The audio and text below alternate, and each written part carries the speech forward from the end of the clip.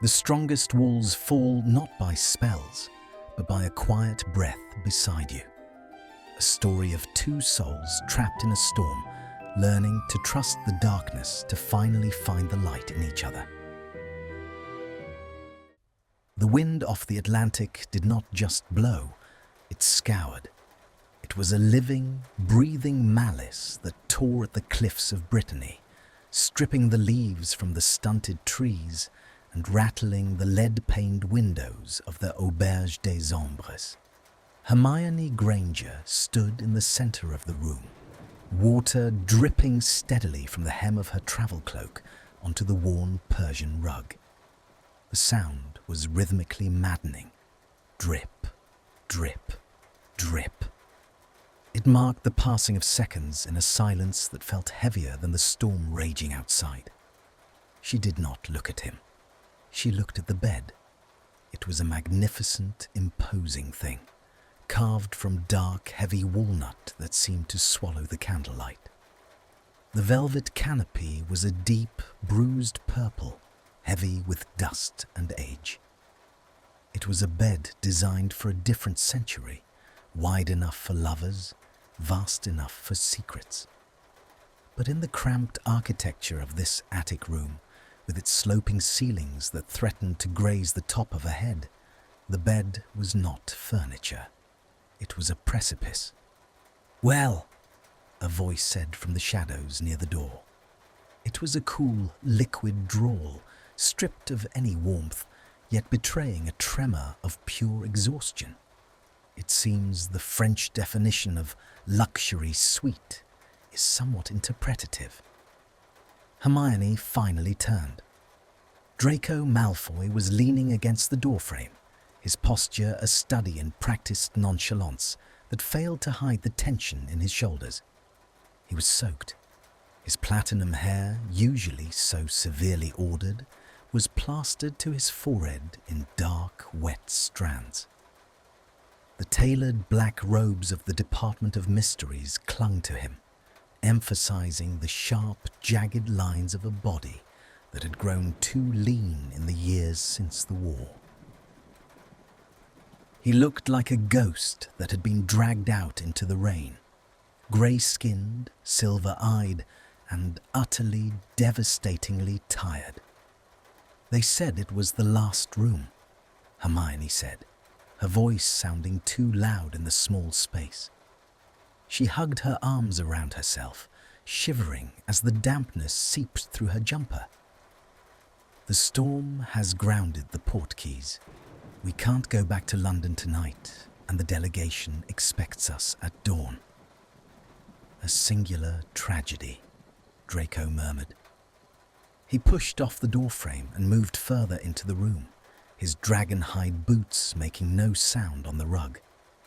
He walked with the careful, prowling grace of a predator that no longer wanted to hunt, only to survive. He stopped at the foot of the bed. He stared at it. For a fleeting second, Hermione saw his mask slip, the sneer vanishing to reveal a raw, stark panic in his eyes. It was a look of someone who feared proximity more than a curse. Then, as quickly as it had appeared, the iron shutters of his occlumency slammed down, and his face became a blank porcelain slate once more. "One bed," he stated flatly. "I can transfigure the armchair," Hermione offered quickly, turning toward the corner. "Into what, Granger? A slightly larger armchair?" Draco scoffed, gesturing to the piece of furniture in question. It was a velvet chaise longue, ancient and moth-eaten, barely 4 feet long and visibly sagging in the middle. "You're brilliant, but you can't create mass where there is none. Basic Gamp's law." "I know the laws, Malfoy," she snapped, the familiarity of the argument acting as a momentary anchor. Anger was safe. Anger was predictable. "I can sleep on the floor. I've done it before. The tent—" "Don't," he cut her off. The word was sharp, like the crack of a whip, silencing her instantly. He turned away, walking toward the window. He stared out at the black chaos of the storm, his reflection ghosting against the glass. You will take the bed, I will take the floor. And we will not discuss the tent or the war, or why the ministry thought it prudent to send the two of us to negotiate a peace treaty with a coven of isolationist vampires. You can't sleep on the floor, Hermione argued, her voice softening despite herself. She watched the line of his back, the rigid set of his spine. It's freezing, the draft from the floorboards. I have slept in colder places, he said quietly. The implication hung in the air between them, thick and suffocating. Azkaban, the manor cellar. The cold places of his past were not just physical. They were internal landscapes of ice and stone that he carried with him. Hermione felt a sudden, stinging wave of helplessness. 5 years. It had been 5 years since the trials, since the world had decided to rebuild itself. They were colleagues now. They worked on the same floor. They exchanged memos. They drank coffee in the same break room, standing 3 feet apart, speaking in clipped sentences about budgets and regulations. But they had never been this close, not without wands drawn. The air in the room felt charged, buzzing with the static of their combined magical signatures. Hers was frantic, crackling like the storm outside. His was cold, suppressed, a dark undertow pulling at the edges of the room. Draco, she said. It was the first time she had used his given name all day. He stiffened, but didn't turn. We are adults, she reasoned, trying to summon the logical, efficient Hermione Granger who ran departments and drafted laws. We are exhausted. We have a 12-hour negotiation tomorrow that will determine trade routes for the next decade. If you sleep on the floor, you will be crippled by morning. If I sleep on the floor, I'll be useless. She took a breath. The bed is 6 feet wide. We can manage. Draco turned then. His grey eyes swept over her, dissecting her resolve. There was no lust in his gaze, only a weary cynicism and a trace of something else. Shame. You possess a Gryffindor's optimism, Granger, he said softly. But you forget who you are in a room with. I know exactly who I am in a room with, she countered, lifting her chin. I am in a room with a colleague who is shivering. He looked down at his hands. They were trembling, barely perceptible tremors that he tried to hide by clenching his fists. The cold had seeped into his bones, and no amount of aristocratic pride could warm him. Fine, he bit out, the words sounding like a surrender he hated making. But if you cross the center line, I will hex you into a toad. If you snore, I'll suffocate you with a pillow, she retorted, the ghost of a smile touching her lips. Malfoys do not snore. We endure respiration with dignity. He moved to his side of the room, unclasping his heavy, sodden cloak. He hung it on the hook by the door, then turned his back to her to remove his outer robes. Hermione busied herself with her own bag, her heart hammering a frantic rhythm against her ribs. This was just logistics. This was just survival. She retreated to the small, dark bathroom to change into her sleepwear, a modest, oversized cotton shirt and leggings.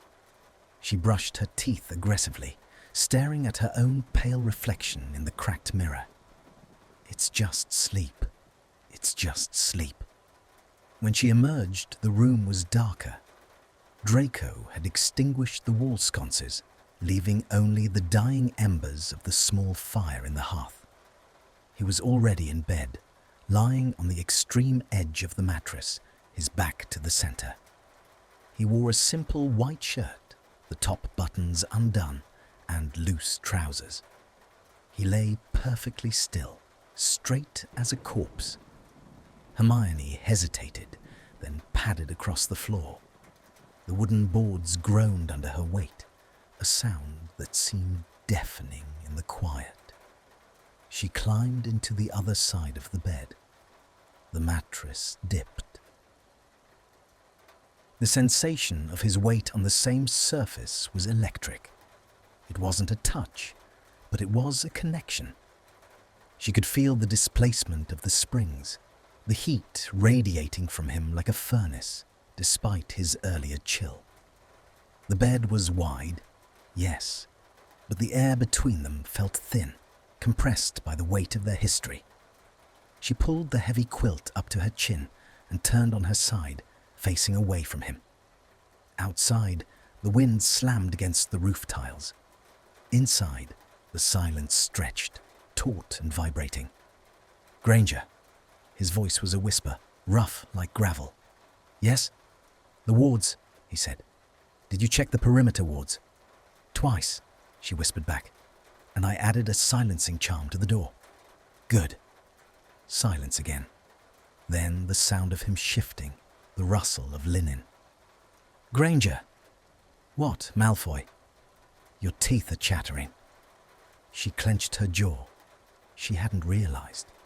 The room was freezing, the dampness of the stone walls leaching the warmth from the air faster than the fire could replace it. "I'm fine. Go to sleep." She heard him exhale, a long, ragged sound. Then she felt a movement, not toward her, but a shifting of the covers. A heavy wool blanket, the one he had been hoarding on his side, was suddenly draped over her shoulder. He had flicked it across the expanse of the mattress without turning around. "I don't need." "Take it," he snapped, his voice muffled by his pillow. "If you freeze to death, I'll have to fill out paperwork. I hate paperwork." Hermione pulled the rough wool around her. It was warm. It smelled faintly of him, expensive soap, old parchment, and rain. The scent was disarming, terrifyingly familiar, yet entirely new. "Thank you," she breathed into the dark. He didn't answer. She lay awake for a long time, staring at the shadows dancing on the wall. She listened to the storm, and she listened to the man beside her. Gradually, his breathing evened out, deepening into the rhythm of sleep. But even in sleep, he was rigid. He didn't move. He occupied his sliver of the bed like a man balancing on a tightrope over an abyss, terrified that one false move would send him falling into her. Hermione closed her eyes, clutching the blanket he had given her. The tension in the room hadn't dissipated, but it had changed texture. It was no longer the sharp, jagged glass of hostility. It was something softer, heavier. It was the weight of two broken people trying not to bleed on each other in the dark. And for the first time in 5 years, as the rain battered the world outside, Hermione Granger didn't feel entirely alone. Morning did not break. It bruised the sky. A sullen, sickly grey light seeped through the heavy curtains, turning the room into a monochrome study of shadows and dust. Hermione woke with a start, her hand instinctively reaching for her wand beneath the pillow.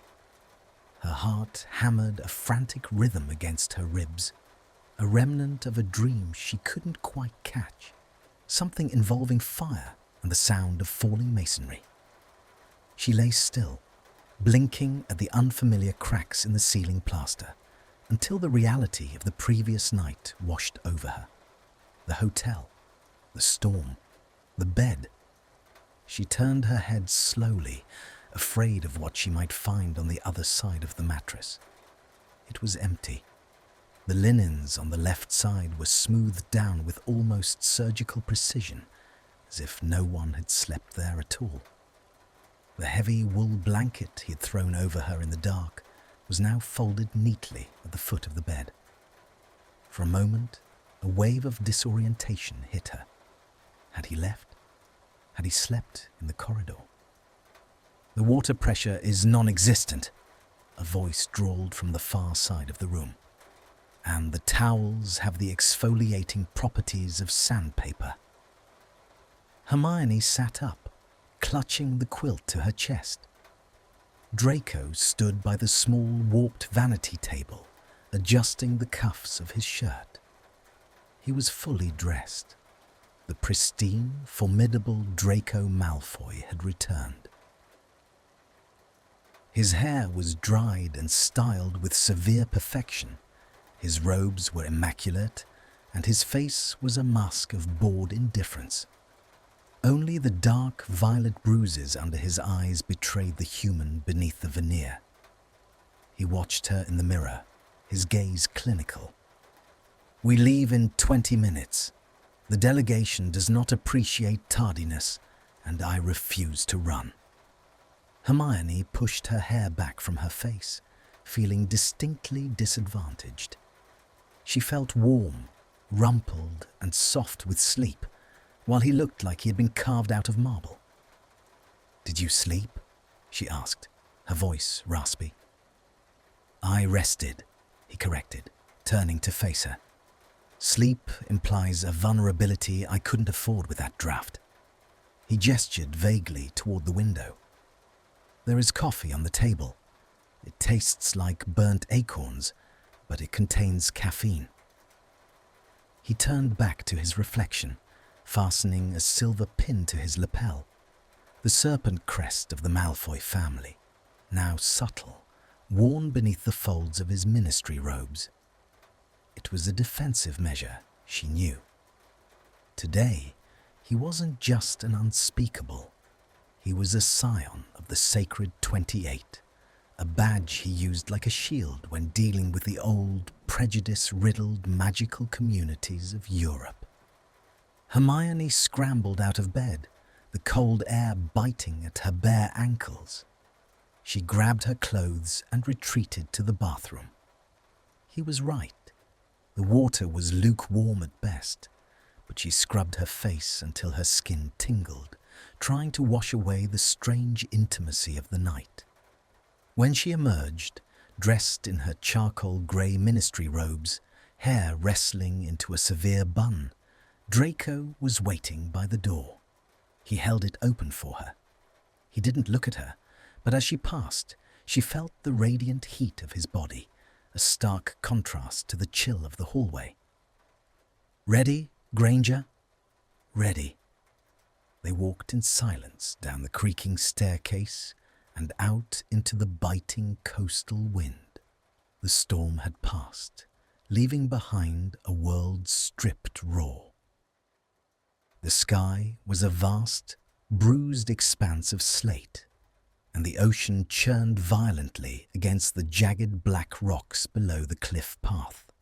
The negotiation site was a ruined fortress a mile up the coast, occupied by the Cercle de la Brume, a notoriously reclusive enclave of wizards who dealt in blood magic and ancient maritime wards. They viewed the British ministry with deep suspicion, regarding them as upstart bureaucrats meddling in magic they didn't understand. The walk was grueling. The wind whipped Hermione's robes around her legs, making every step a battle. She stumbled once on a loose stone, and before she could even gasp, a hand gripped her elbow, firm, steadying, and gone the instant she regained her balance. She looked at him. Draco kept his eyes on the horizon, his jaw set. He didn't acknowledge the touch. When they entered the great hall of the fortress, the temperature dropped another 10 degrees. The air smelled of ozone, copper, and damp stone. The delegation sat at a long obsidian table, 5 figures in heavy hooded cloaks. They did not stand. "Mr. Malfoy," the leader hissed, a skeletal man with eyes like clouded glass. "And the Muggle-born." The insult hung in the damp air, sharp and poisonous. Hermione felt her spine straighten, the familiar armor of indignation clicking into place. She opened her mouth to recite her title and credentials, but Draco spoke first. "We represent the Minister for Magic," Draco said. His voice was soft, terrifyingly polite, and utterly devoid of warmth. He stepped forward, placing himself subtly between Hermione and the table. It wasn't a block, it was an angle of interception. "And you will address my colleague as Unspeakable Granger, unless, of course, you wish to conduct this negotiation in High Valyrian. I understand your dialect is somewhat rustic." The leader narrowed his eyes. Draco's fluency in pure-blood etiquette, combined with his sneering dismissal of their insults, shifted the power dynamic instantly. He wasn't defending her honor. He was asserting their combined authority. He was telling them, "You are beneath us." Hermione stepped up beside him, picking up the cue. She laid her briefcase on the table, the clasp snapping loud in the echoing hall. "We are here to discuss the maritime ley lines, distinct from the imposition of international borders. The Ministry acknowledges your sovereignty over the ruin, but the magic flowing beneath it belongs to the earth." For the next 6 hours they went to war. It was not a duel of wands, but of minds. It was exhausting, grinding work. The Circle tried to trap them in linguistic loops, tried to invoke obscure statutes from the 14th century, tried to use subtle, wandless glamours to confuse them. But they had not anticipated the terrifying efficiency of Draco Malfoy and Hermione Granger working in tandem. It was a dance they hadn't rehearsed, yet knew the steps to perfectly.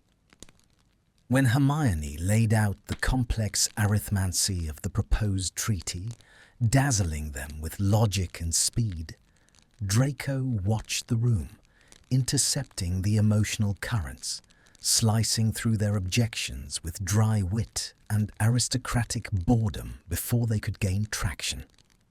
When Draco drew their fire, goading them into revealing their true demands, Hermione swooped in with the legal compromise that trapped them. She felt him constantly at her periphery. He was a dark, solid presence, an anchor in the swirling magical hostility.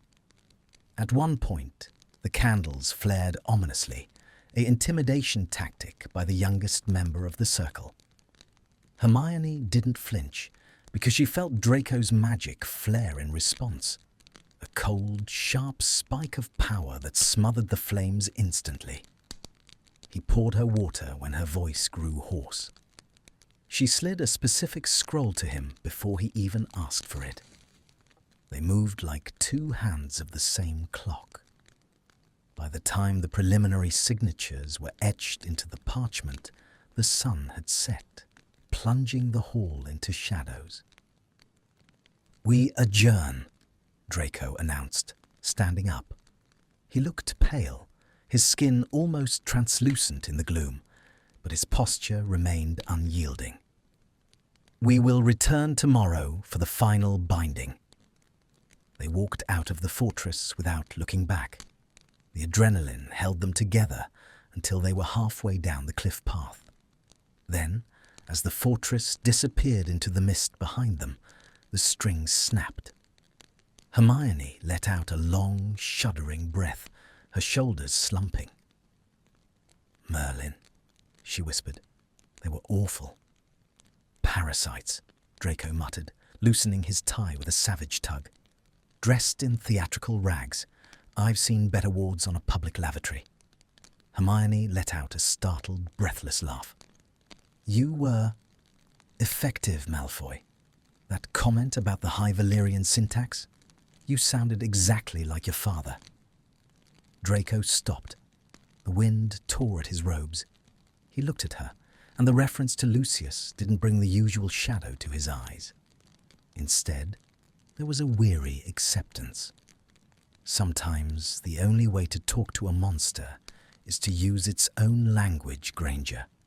You brought the logic. I just brought the teeth.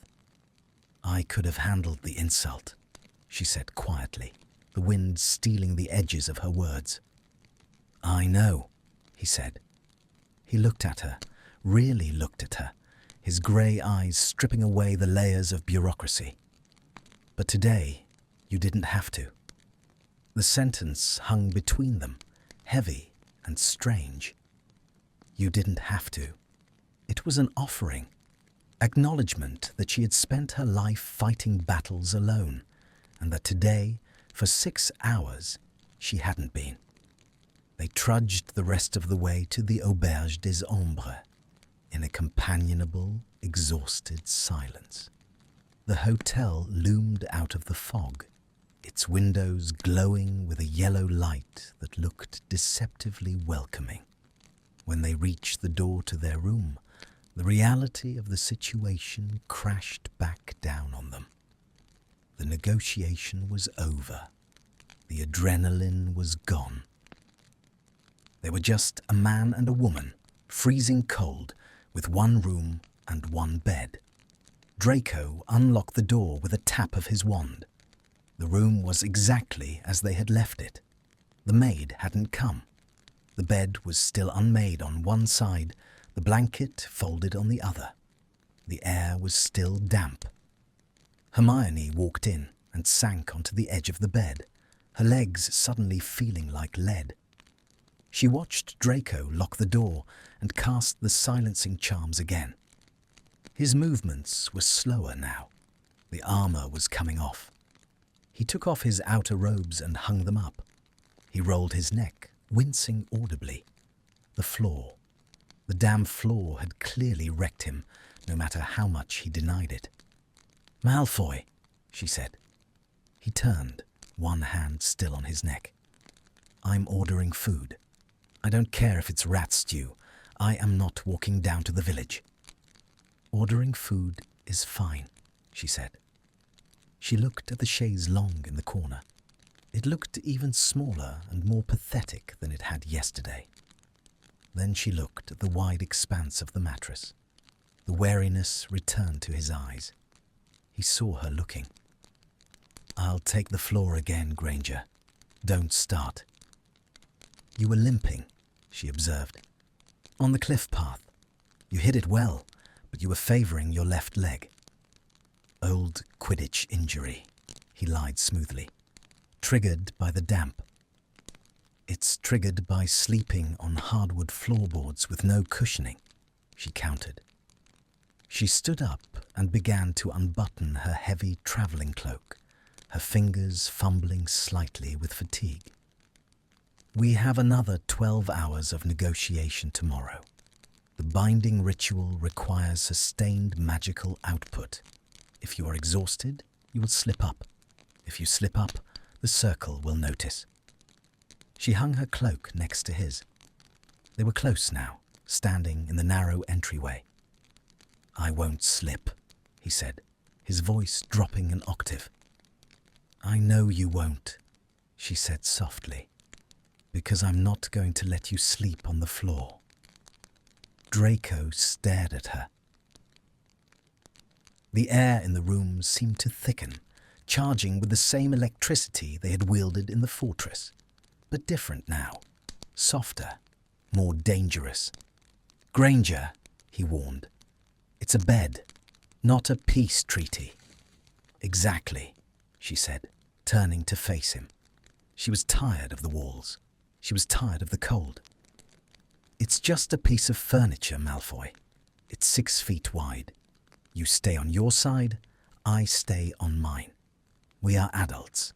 We are professionals. And quite frankly, I'm too tired to care about propriety. She walked past him, grabbed her nightclothes from her bag, and went into the bathroom. Order the food, she called out through the door, and ask for extra wine. Draco stood alone in the center of the room. He looked at the closed bathroom door, then at the bed. The expanse of the mattress looked like a battlefield he had already lost. He let out a long, ragged sigh, running a hand through his hair, destroying the perfect styling he had maintained all day. He was aching in places he had forgotten he owned. The cold was seeping back in. He moved to the small table and tapped the menu with his wand, ordering the stew and the wine. Then he sat on the edge of the bed, his side. He tested the mattress. It was soft. God, it was soft. He waited for the sound of the shower to start, and when it did, he allowed himself a moment of weakness. He buried his face in his hands, the smell of her, vanilla and old books, lingering in the air from where she had stood moments ago. They had survived the day. He wasn't sure if he would survive the night. Not because he hated her, but because, after today, after seeing her brilliance wielded like a blade beside him, he was terrifyingly aware that he didn't. The bathroom was a sanctuary of steam and silence. Hermione stood under the lukewarm spray for a long time, letting the water drum against the base of her skull, trying to wash away the cloying scent of ozone and ancient, stagnant magic that the Cercle de la Brume reeked of. Her mind, usually a neatly categorized library of tasks and facts, was a mess of blurred edges. The negotiation had been a marathon of mental agility, but it was the silence afterward that unnerved her. Walking back in the dark, the wind howling, she had felt a gravitational pull toward the man walking beside her. Not a pull of attraction, she told herself firmly as she turned off the tap, but of necessity, like two stars caught in the same collapsing orbit. She dried herself with a towel that was, as Draco had noted, indistinguishable from sandpaper. When she finally unlocked the door and stepped back into the bedroom, the atmosphere had shifted. The storm outside had settled into a sullen, weeping rain, tapping rhythmically against the glass. Inside, the fire had been fed. Fresh logs cracked and popped, casting long, dancing shadows across the ceiling.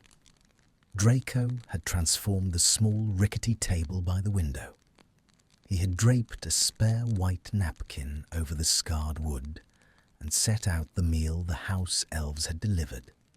A tureen of dark, rich stew, a loaf of crusty bread, and a bottle of wine that looked suspiciously better than the house red. He was standing by the window, staring out into the blackness, swirling a glass of wine in his hand.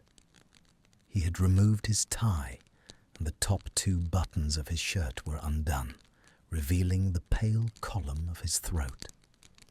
He looked less like a ministry official now, and more like a man haunting his own life. "Domestic," he murmured without turning, catching her reflection in the glass.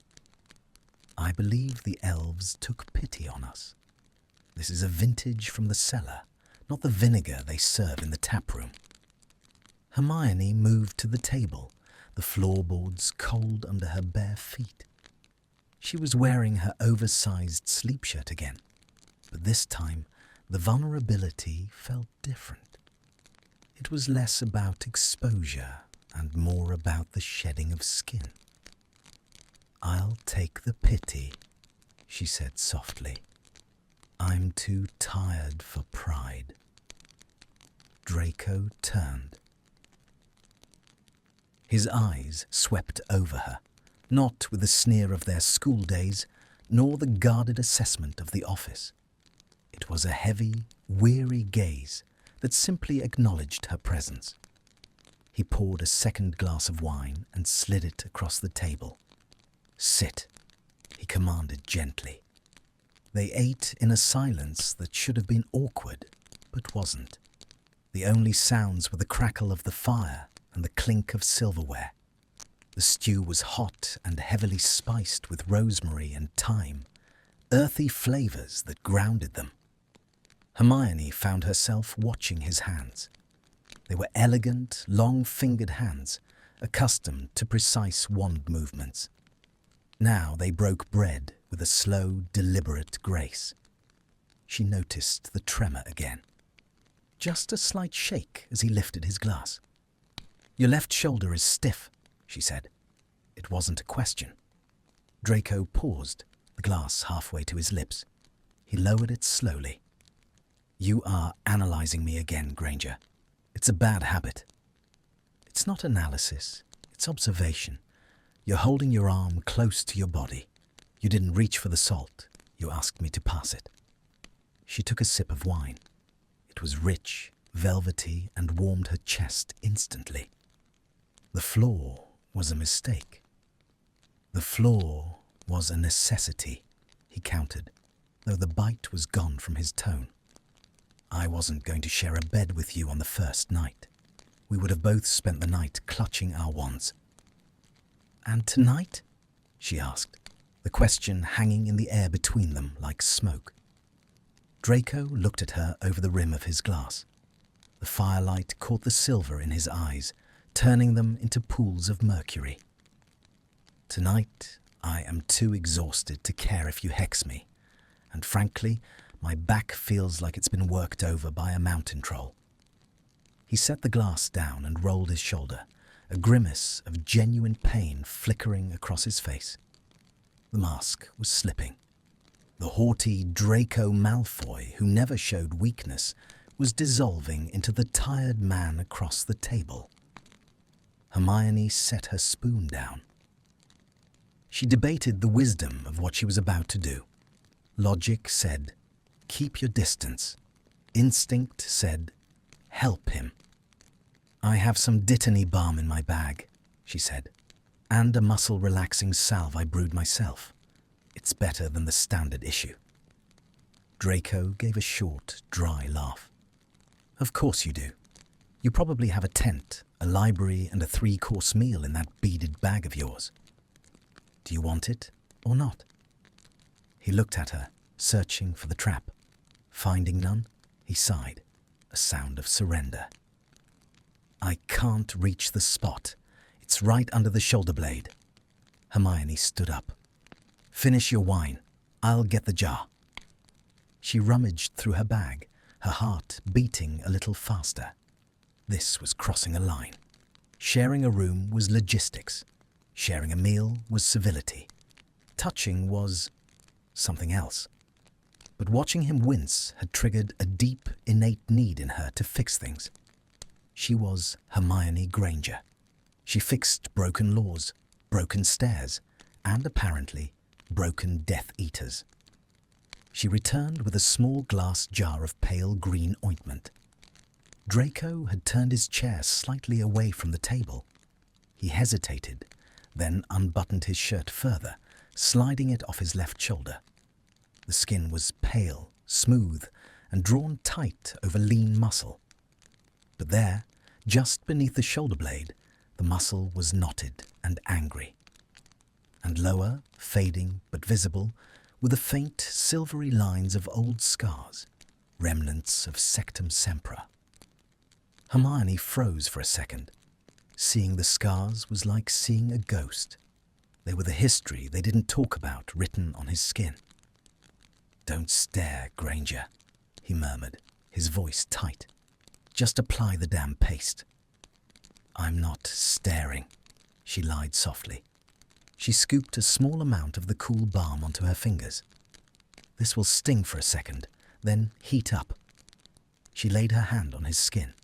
The contact was electric, not in a romantic sense, but in the sheer shock of proximity. His skin was fever-hot, contrasting with the cool salve. Under her palm she felt him flinch, every muscle in his back seizing up as if expecting a blow. "Relax," she whispered, her voice sounding too loud in the quiet room. "I'm not going to hurt you." "I know," he gritted out. She began to work the salve into the knot. Her thumb pressed into the tense muscle, working in slow circular motions. It was intimate work. The texture of his skin, the hardness of the bone beneath, the way his breathing hitched and then slowly evened out. For a minute, neither of them spoke. The only reality was the heat of the fire and the movement of her hand on his back.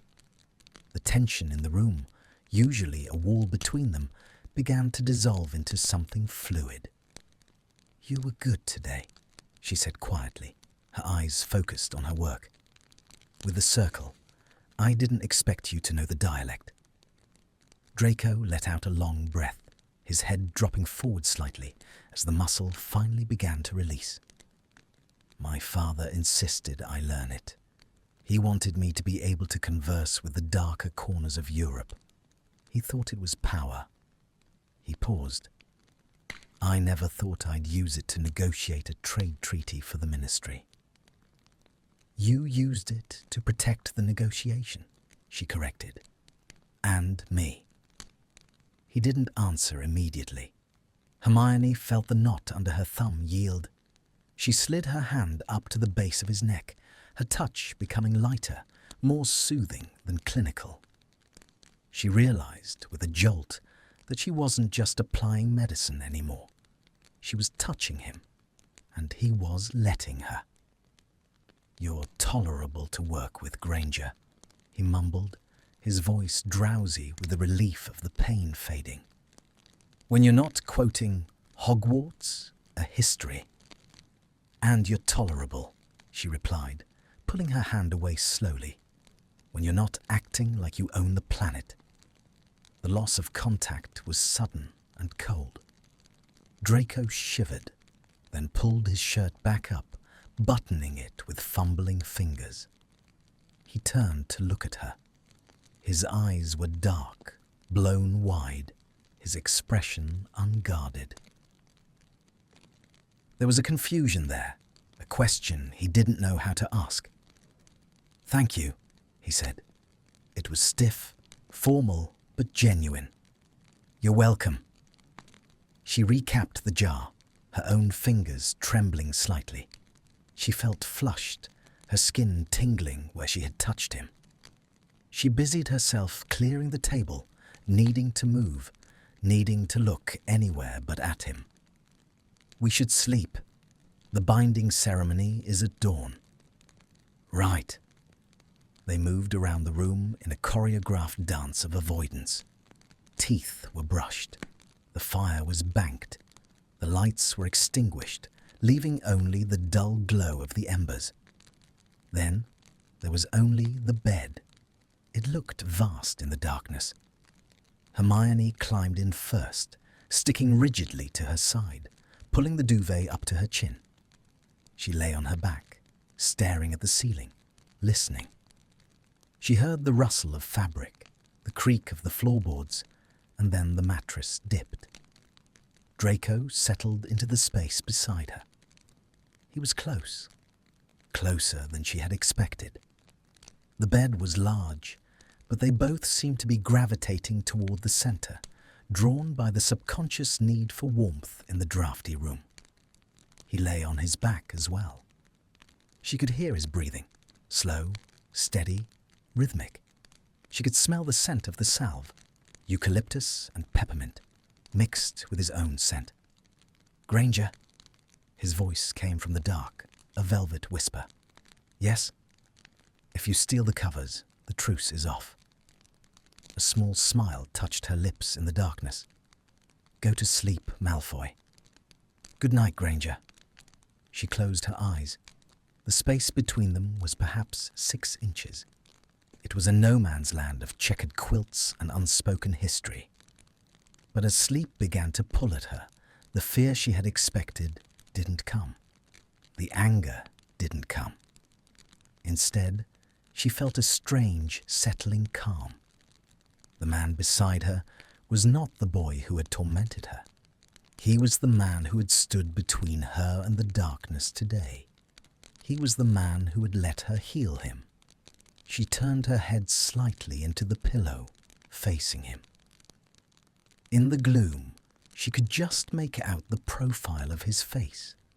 The sharp nose, the long lashes resting on his cheek.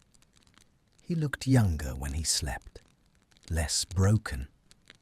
Hermione drifted off with the sound of his breathing anchoring her to the present, the war finally feeling like a story from a different life, leaving only the quiet, shared warmth of a single hotel room.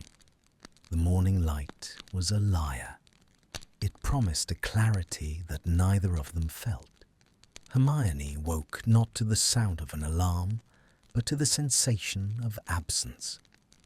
The warmth that had been radiating along her left side was gone, replaced by the cool draft of the room. She blinked to open her eyes, disoriented for a fraction of a second by the heavy velvet canopy before memory reassembled itself. She rolled over. Draco was already up. He was sitting in the armchair by the fire, the one he had disparaged as useless the night before, reading a sheaf of parchment. He was fully dressed in his trousers and a fresh white shirt, his feet bare against the rug. He held a cup of coffee in one hand, steam rising in lazy spirals to obscure his face. He didn't look like a ministry official preparing for battle. He looked like a man in his own library on a Sunday. The domesticity of the image struck Hermione with the force of a physical blow. It was too easy. It was too natural. "You snore," he said, without looking up from the parchment. Hermione sat up, clutching the duvet to her chest, her hair a chaotic halo around her face. "I do not. You do. A very faint, rhythmic puffing, like a pygmy puff with a respiratory infection." He finally looked at her, and the corner of his mouth twitched. It wasn't quite a smile, but the malice was entirely absent. His eyes were clear, the haunted shadows of the previous night pushed back by the morning sun. "And you," she countered, swinging her legs out of bed and reaching for her robe. "Steal the covers." "I woke up at 3 a.m., freezing, because you had cocooned yourself like a niffler protecting gold." "Survival of the fittest, Granger." They moved through the morning routine with a terrifying efficiency. The awkward dance of the bathroom door had vanished, replaced by a silent, functional choreography. He poured her coffee while she located his missing cufflink. She transfigured the stale bread from dinner into fresh toast, while he cast a waterproofing charm on her cloak. They were a unit, a machine built of necessity and 5 years of parallel trauma. But as they left the hotel and stepped back onto the cliff path, the mood shifted. The storm had passed, but the air remained heavy, charged with a static electricity that made the hair on Hermione's arms stand up. Today was the binding. The walk to the fortress was faster this time. They didn't speak. They didn't need to. The nervous energy of the first day was gone, replaced by a grim determination. When they entered the great hall, the Cercle de la Brume was waiting. The atmosphere was different today, less hostile, more solemn. The obsidian table had been cleared. In its center stood a large, rough-hewn stone bowl filled with seawater and dark, floating herbs. "The treaty is agreed," the skeletal leader said, his voice echoing in the damp chamber. "Now, it must be anchored. The ley lines of the coast do not accept ink on parchment. They accept only power." Draco stepped forward, his posture shifting instantly into the haughty, aristocratic stance he wore like armor. "We are aware of the requirements. A dual-core resonance. Standard binding for Class A magical territories."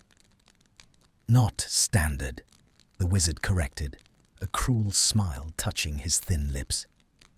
"To bind the magic of this coast to your ministry's laws, you must bridge the current. One of you must be the anchor, the other the conduit. If your trust falters, the magic will backlash. It will empty you. Hermione felt a cold knot form in her stomach. This wasn't in the briefing. A dual-core resonance required absolute synchronization. It required opening one's magical core completely to another wizard to allow their power to flow through you. It was an act of intimacy, usually reserved for life debts or bonding ceremonies. She looked at Draco. He remained impassive, but she saw his jaw tighten. He knew exactly what this meant. He would have to let her in, or she would have to let him in. "I will be the anchor," Draco stated flatly. "No," Hermione interrupted. "Your magical signature is darker. The ley lines here are elemental water and salt. My signature is neutral. I should anchor. You should channel." Draco turned to her, his eyes flashing. "If you anchor and the current is too strong, it will burn you out, Granger. I have more reserves." "And I have better control," she hissed back. "We don't have time to argue." He stared at her for a long second, the silent communication passing between them rapidly. "Trust me," her eyes said. "Don't be a hero," his eyes replied. Finally, he gave a sharp nod. "Fine, but if you start to slip, I'm severing the connection." They approached the stone bowl. The members of the circle began to chant, a low, guttural sound that seemed to vibrate in the floorboards. "Hands," the leader commanded. Hermione stood on one side of the bowl, Draco on the other. She placed her hands into the freezing water. A shock went through her, jarring her teeth. Draco hesitated for a fraction of a second, then plunged his hands in as well. He didn't touch her skin. Not yet. "Begin," the leader whispered. Hermione closed her eyes and reached for her magic. It usually felt like a warm, golden hum in her chest. She pushed it down her arms, into the water, seeking the ancient, chaotic magic of the ley lines. It hit her like a tidal wave. The magic of the coast was wild, cold, and heavy. It rushed into her, filling her lungs with the phantom sensation of drowning. She gasped, her knees buckling. "Granger!" Draco's voice was sharp. "I'm okay," she choked out. "Channel it, now!" Draco moved. His hands slid underwater and clamped over hers. The contact was explosive. If the ley lines were a flood, Draco was a glacier. His magic crashed into hers, cool, sharp, silver, and incredibly strong. He didn't fight the current. He froze it. He imposed structure on the chaos. Hermione gasped as she felt his mind brush against hers. It wasn't legitimacy. It was deeper. It was the raw sensation of his essence. She felt his fear, a cold, sharp spike, and beneath it, a desperate, roaring need to keep her safe. She felt the jagged edges of his regret, the weight of the years he carried, and he must have felt her. Her anxiety, her exhaustion, her unwavering stubbornness. Steady, his voice echoed in her mind, though his lips didn't move. "I have you. Breathe." The chanting grew louder. The water in the bowl began to glow with a blinding white light. Hermione felt herself becoming a vessel, the magic pouring through her, refined by Draco and locking into the stone of the fortress. It was agony. It was ecstasy. It was the most terrified she had ever been, and the most secure. She was slipping. The darkness was creeping in at the edges of her vision. The power was too much. Draco. "Hold on," he commanded, his grip on her hands tightening until it bruised. "Do not let go. Look at me." She forced her eyes open. Everything was white and blurry except for his eyes. Grey, stormy, anchoring. He was staring at her with a ferocity that stopped her heart. He was pouring everything he had into her, his strength, his will, his very life force, to keep her upright. "Done!" the leader shouted. The light collapsed. The connection severed instantly. Hermione's knees hit the stone floor. She didn't feel the impact. She was gasping for air, her lungs burning, her hands numb. Granger? Hands were on her shoulders, hauling her up. Not the cold, professional grip of a colleague, but frantic, scrambling hands. Draco was on his knees beside her, his face pale as a sheet, his hair plastered to his forehead with sweat. "Hermione?" he said, his voice cracking.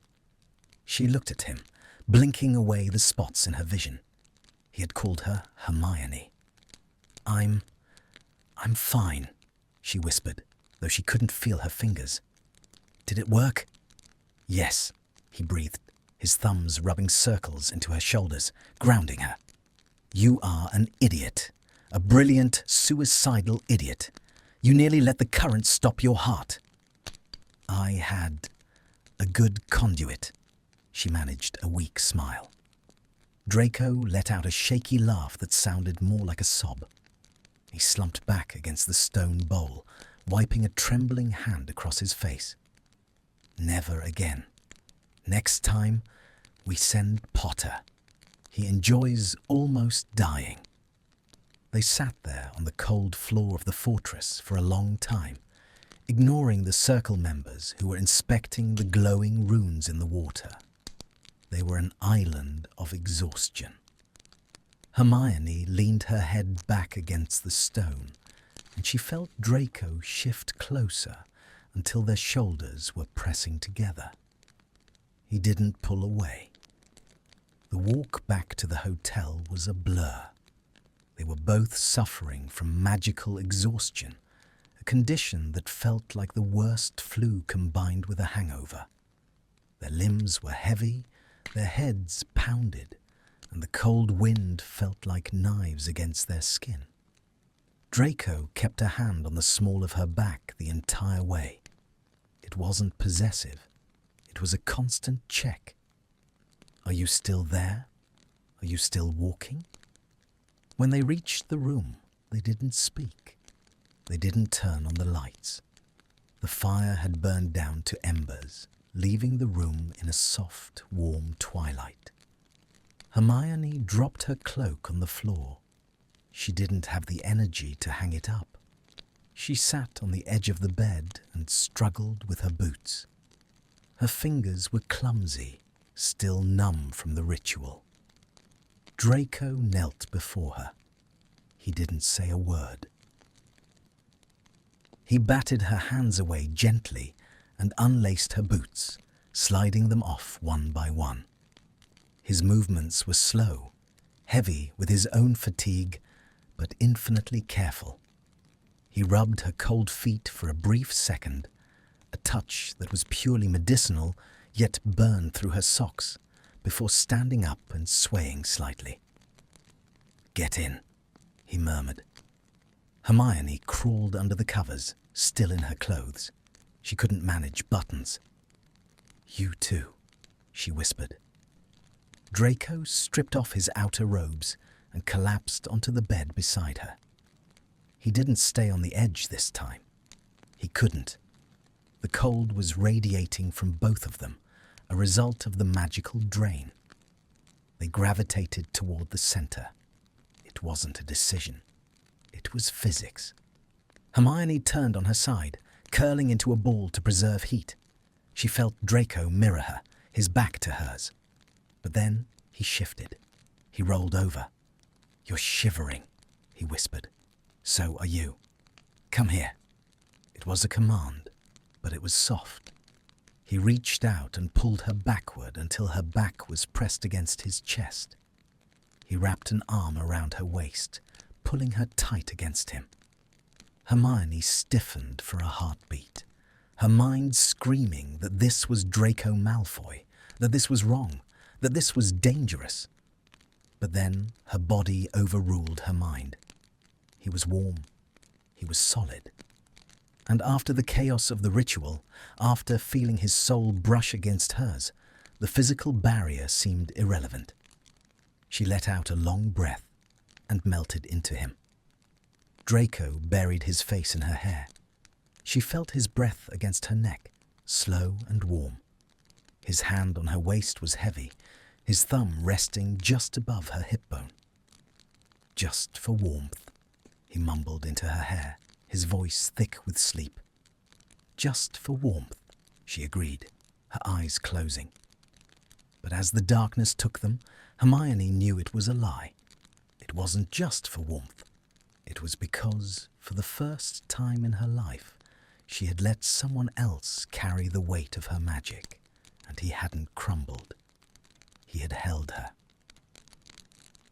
And now, wrapped in his arms in the quiet dark of a seaside hotel, she didn't want to be anywhere else. The treaty was signed. The war was over. But something else, something terrifying and fragile, was just beginning. Waking up was not a singular event. It was a slow, hazy ascent from the depths of a warm, dark ocean. Hermione was conscious of the heat first. It was a solid, encompassing warmth that seemed to have seeped into her very marrow, dispelling the bone-deep chill of the ritual. She felt heavy, anchored, and safe. She breathed in. The scent of sandalwood, crisp linen, and the faint metallic tang of male skin filled her senses. Her eyes fluttered open. The room was dim, the heavy curtains drawn tight against the day, filtering the light into a soft, bruised purple. She stared at the wall for a long moment, her mind sluggishly piecing together the geography of her body. Her cheek was resting on something firm and rhythmic, a chest. There was a weight across her waist, an arm. Her legs were tangled with another pair of legs, toes hooked against a calf. She was not just sleeping next to Draco Malfoy. She was woven into him. Hermione froze. Her logical mind, the one that drafted schedules and memorized statutes, screamed that she should recoil. She should fling herself away, grab her wand, and demand an explanation. But her body, treacherous and honest, refused to move. It felt right. The fit of his shoulder against her head, the steady rise and fall of his breathing, the protective, heavy drape of his arm. It was a puzzle piece she hadn't known was missing. Draco stirred. She felt the change in his breathing first. A hitch, a pause, then a slow, deliberate exhale. He didn't pull away. If anything, his arm tightened reflexively around her waist, his hand splaying flat against the small of her back, his thumb brushing the fabric of her shirt. For a minute, they lay in a suspended reality. The silence was thick, not with awkwardness, but with a terrifying awareness. They were both awake. They both knew, and neither was moving. "Granger," he murmured. His voice was a wreck, deep, rough with sleep, and vibrating directly against her ear. "Malfoy," she whispered back, her voice equally unstable. "Tell me you're not drooling on my shirt." A laugh bubbled up in her chest, sudden and bright. It broke the tension, shattering the dangerous intimacy into something manageable. "I make no promises. You were the one using my hair as a pillow." "Lies," he groaned, finally shifting. The separation was a physical loss. As Draco rolled away, untangling his limbs from hers, the cold air of the room rushed into the space between them. It felt violent. Hermione sat up, wrapping her arms around her knees, missing the warmth instantly. Draco sat on the edge of the bed, his back to her. He ran his hands through his hair, which was sticking up in chaotic, un-Malfoy-like tufts. His shirt was rumpled, the buttons askew. He looked human. He looked touchable. "How do you feel?" he asked, not turning around. Hermione took stock. The magical exhaustion from the binding ritual was still there, a dull ache behind her eyes and a heaviness in her limbs, but the acute nausea was gone. Like I've been trampled by a hippogriff, but stable. You? Alive, he said simply. He stood up, and she saw him wince as he put weight on his left leg. Which, considering the sheer amount of raw magic you decided to channel, is a statistical anomaly. It worked, she defended, though her voice lacked heat. It worked, he conceded. He walked to the window and pulled back the heavy velvet curtain a few inches. The light that spilled in was grey and rainy. The Ministry sent an owls while you were unconscious. They've authorized a 24-hour recovery period before the portkey activates. Apparently, they don't want us splinching ourselves over the channel. A whole day? Hermione asked. Here? Unless you fancy a stroll in a gale, he said, gesturing to the rain-lashed glass. We are confined to quarters. He turned to look at her then. The morning light caught the sharp angles of his face. He looked guarded again, the walls re-erected, but the mortar was still wet. He couldn't quite hide the way his eyes lingered on her, assessing her state with a clinical intensity that bordered on tender. I'll order breakfast, he said, moving toward the table. And more coffee, gallons of it. The day that followed was a strange, suspended pocket of time. They were trapped in the room, isolated from the world by the storm and the lingering effects of the ritual. They moved around each other with a careful, quiet domesticity. The hostility that had defined their relationship for so long had simply evaporated, burned away by the magic they had shared. In its place was a tentative, fragile peace. They spent the morning reading. Hermione had a book on maritime law she had meant to finish. Draco had a stack of case files. They sat in silence. Hermione on the bed, propped up against the headboard, Draco in the armchair by the fire.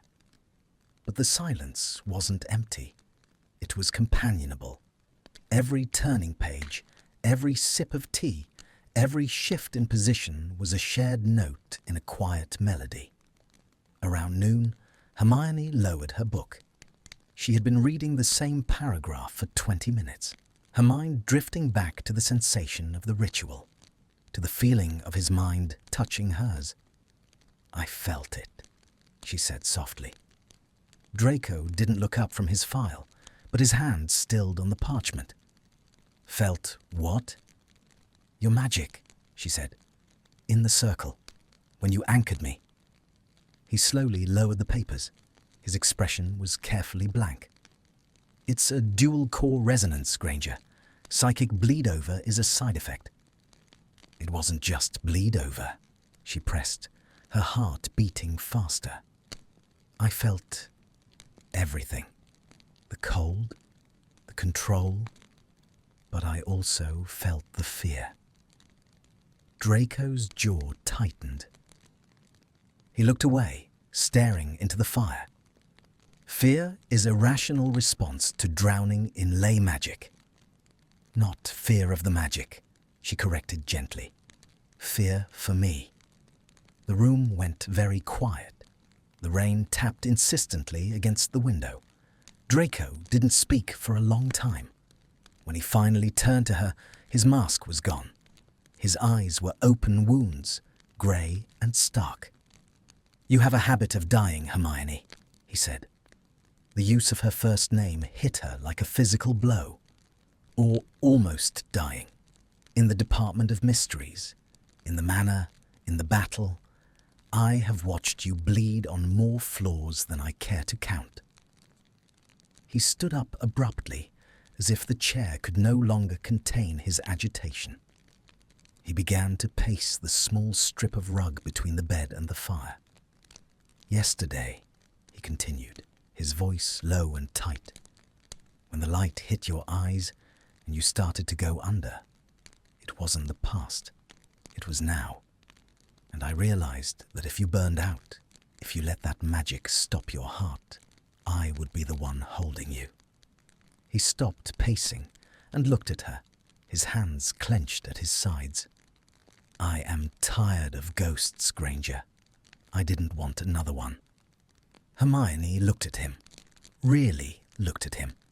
She saw the boy who had been given an impossible task, the young man who had made terrible choices, and the adult who was trying, desperately, quietly, to atone. She set her book aside and stood up. Her legs were still shaky, but she crossed the room until she was standing in front of him. He didn't back away. I didn't die, she said firmly. You cut it close. But I didn't, she repeated. She reached out, hesitating for a fraction of a second, then laid her hand on his forearm. Through the crisp white cotton of his shirt, his arm was rock hard with tension. Because you caught me. Draco looked down at her hand, then up at her face.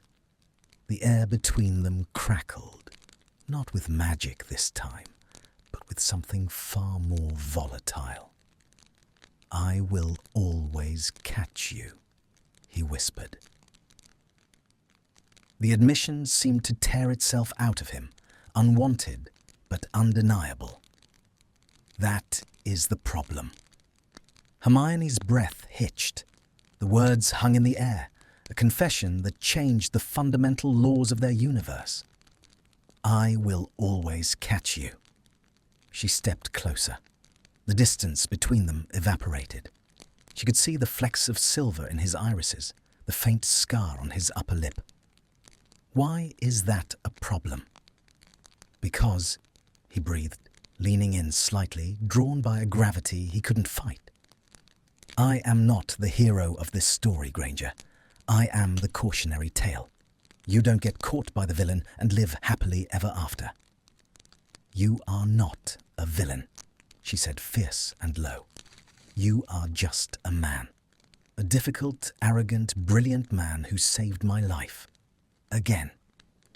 Draco let out a shaky breath, his eyes fluttering shut for a moment as if in pain. When he opened them, the torment was dulled by a strange, yielding softness. He raised his hand, his fingers hovering for a second, before brushing a stray curl of hair away from her temple. His touch was revered, hesitant, as if she were made of glass. You are dangerous, he murmured. You make me forget things I should remember, like who I am. Maybe it's time you forgot who you were, she whispered, leaning into his touch, and figured out who you are. He didn't kiss her.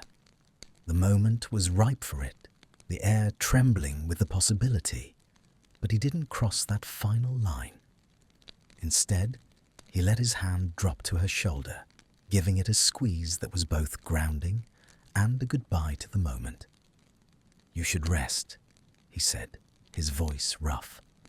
The tremors are coming back. She realized he was right. Her hands were shaking again. The emotional intensity was draining the little reserve of energy she had left. Okay, she whispered. The rest of the day passed in a blur. They ordered dinner early, soup and bread again, and ate it on the bed, sitting cross-legged facing each other, the map of the treaty spread out between them as a safe buffer. They talked about work, about the ministry, about safe topics. But the undercurrent was there. Every glance was heavier. Every accidental brush of knees sent a jolt of electricity through the mattress. Night fell early. The storm outside finally broke, leaving a heavy, suffocating silence in its wake. Draco moved around the room, extinguishing the candles one by one until only the fire remained.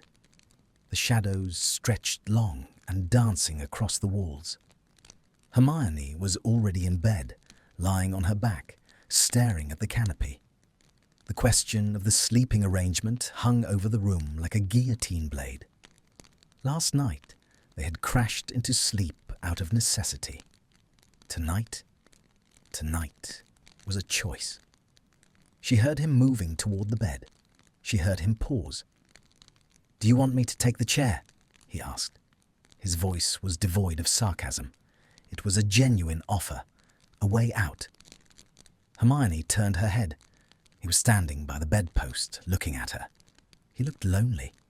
He looked like he was already bracing himself for the cold. "The chair is too small," she said. "I fit. You don't." "Granger! Get in, Draco." The name was a whisper, but it echoed. He hesitated, his hand gripping the wooden post. Then, slowly, he nodded. He walked to his side of the bed and climbed in.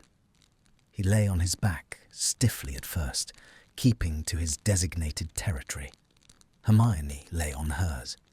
The gap between them was there, but it felt porous. "Malfoy." "Yes?" "I'm cold." It was a lie. The room was warm, but it was the only truth that mattered. She heard him exhale, a sound that was half laugh, half groan. "You are terrible at lying. You know that? Are you going to let me freeze? Come here." She moved. He moved. And this time there was no hesitation. She curled into his side, and he turned toward her, wrapping his arms around her, as if he had been doing it for years. She rested her head on his chest, listening to the strong, steady thud of his heart. His chin came to rest on top of her head. His legs entangled with hers. "This is..." he started, his voice rumbling in his chest. "I know," she whispered. "We have to go back tomorrow." "I know. Everything changes when we go back."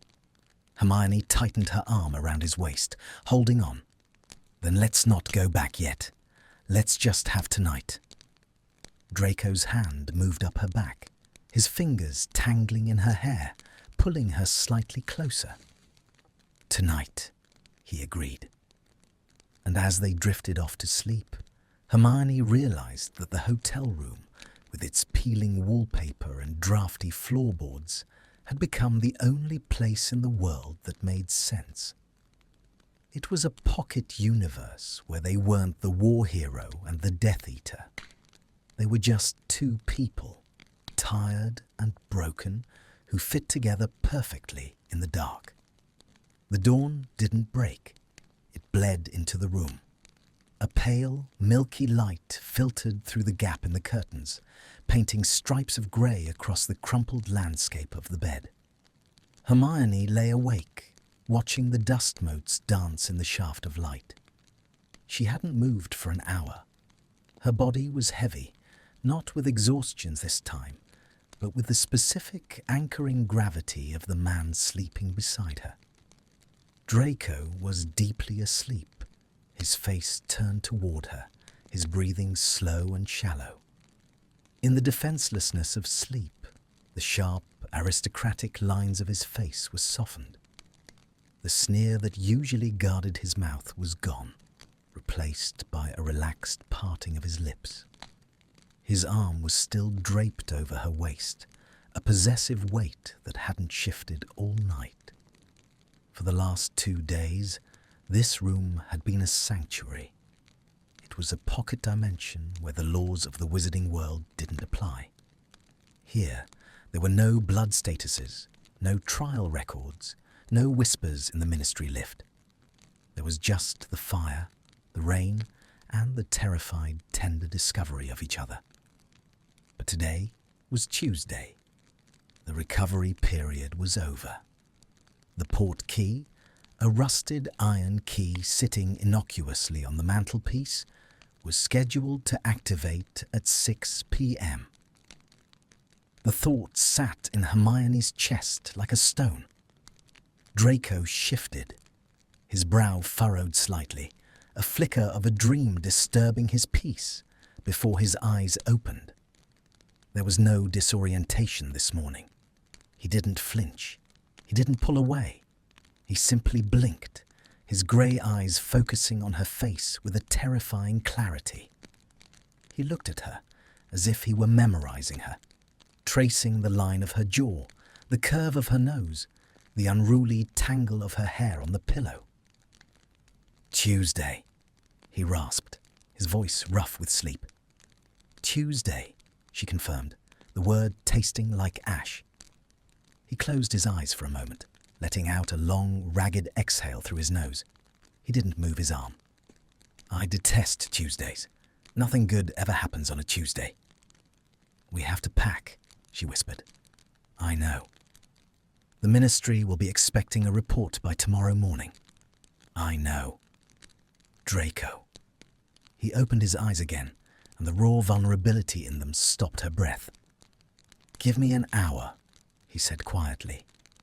"Just don't get up yet. If I have to face the Department of Mysteries and Potter's self-righteous face, I need another hour of this." He pulled her closer, burying his face in the crook of her neck. The stubble on his chin grazed her skin, a friction that sent a shiver down her spine. Hermione wrapped her arms around his shoulders, her fingers tangling in the hair at the nape of his neck. It was soft, finer than it looked.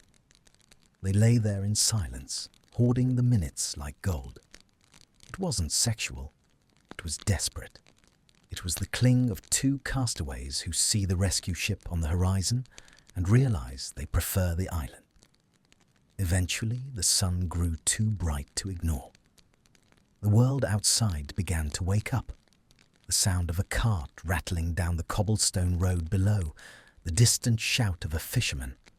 Reality was encroaching. Draco was the first to move. He sat up, the sheet pooling at his waist. He rubbed a hand over his face, scrubbing away the sleep, and when he lowered his hand, the mask was back. Not fully. It was thinner now, translucent, but the rigid posture returned. "Coffee," he stated, swinging his legs out of bed. Then packing. The domestic rhythm they had established felt fragile now. Every action was tainted by the knowledge that it was the last time. The last time he would pour her cup. The last time she would watch him button his shirt in the mirror. Packing was a silent affair. Hermione folded her robes with mechanical precision, placing them into her beaded bag. The room, which had become so full of their presence, was being systematically stripped. The books were stacked. The quill was capped. The empty wine bottle from the first night was vanished. Draco moved around the room, checking the drawers. He found a stray ribbon of hers on the bedside table, a blue silk thing she used to tie back her hair. He held it for a second, his thumb running over the fabric, before placing it gently on top of her bag. He didn't say a word. "We have 3 hours before the port key," Hermione said, closing the clasp of her bag. The sound was loud in the empty room. "We can't just sit here and stare at the wall." Draco turned to the window. The sky was a pale, washed-out blue, innocent of the storm that had raged 2 days ago. "A walk," he suggested, though he looked like the idea pained him. "I believe there is a path down to the cove. We should probably verify the ley lines haven't exploded since we left." It was a flimsy excuse, but she took it. They left the hotel, the concierge nodding to them with a knowing smile that made Hermione flush. They walked down the steep, winding path toward the ocean. The wind was brisk, carrying the scent of salt and decaying seaweed. Draco wore his heavy black traveling cloak, the collar turned up against the wind. He walked with his hands deep in his pockets, his gaze fixed on the horizon where the grey sea met the grey sky. They reached the beach, a strip of dark volcanic sand littered with driftwood and smooth white stones. The tide was out, revealing the jagged teeth of the rocks where the waves usually crashed. They walked along the water's line, careful not to get their boots wet. The silence between them was different now. It wasn't the comfortable silence of the room. It was heavy with things unsaid. It was the silence of a clock ticking down. "London is going to be cold," Draco said suddenly. He stopped, kicking a small white stone into the surf. "It's May," Hermione pointed out, stopping beside him. "It's spring." "That's not what I meant." He turned to face her. The wind whipped his hair across his forehead. He looked stark and beautiful against the bleak backdrop of the sea. "The ministry," he clarified. "The whispers, the looks. It's a cold place, Granger, especially for me." "I know," she said softly. "Here." He gestured vaguely at the empty beach, the cliffs, the invisible line of the hotel on the hill. "Here, we were just two people doing a job. There was no context, no history. We can't live in a hotel room forever, Draco." "I know," he snapped, a flash of his old temper flaring. "I'm not naive. I know how this works." He took a step closer to her, his eyes searching hers with an intensity that made her knees weak. "We go back. We file the report. You go back to being the golden girl, the future minister, the beacon of morality. And I go back to the basement, to the shadows. We pass each other in the atrium and nod politely." His voice cracked on the last word. Hermione felt a surge of fierce, hot anger. She reached out and grabbed the lapels of his cloak, yanking him down so their faces were inches apart. "Is that what you think?" she demanded. "You think I'm going to pretend this didn't happen?" "I think you should," he whispered. "For your own sake. I am a stain, Hermione. You don't mix gold with soot without ruining the gold." "I am not gold," she hissed, shaking him slightly. "I am flesh and blood, and I am tired of being a statue." "And you—" She softened her grip, her hands flattening against his chest. She could feel his heart hammering beneath the heavy wool. "You are not soot. You are the man who held me together when I was drowning in magic. You are the man who slept on the floor so I wouldn't be cold. You are the man who makes me feel safe." Draco stared at her, his lips parted. He looked like she had just slapped him, or kissed him, or perhaps both. "Safe," he repeated, as if the word was foreign. "People aren't safe with me. I am." The wind howled around them, whipping her hair into a frenzy, but in the small space between their bodies, it was quiet. Draco raised his hands slowly, as if afraid she might vanish. He cupped her face, his thumbs brushing her cheekbones. His hands were cold from the wind, but his touch burned. "I don't want to go back," he confessed, his voice barely audible over the surf. "I don't want to stop this." "We don't have to stop," she said. "We just have to change the location." "You think it will survive?" He searched her eyes. "The lights of London are harsh, Hermione. They show every crack." "Then let them look," she said defiantly. "I don't care about the cracks. The cracks are how the light gets in." A ghost of a smile touched his lips, sad, wry, and devastatingly tender.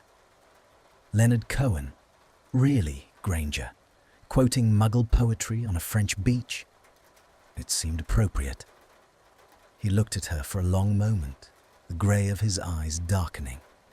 Then he lowered his forehead to rest against hers.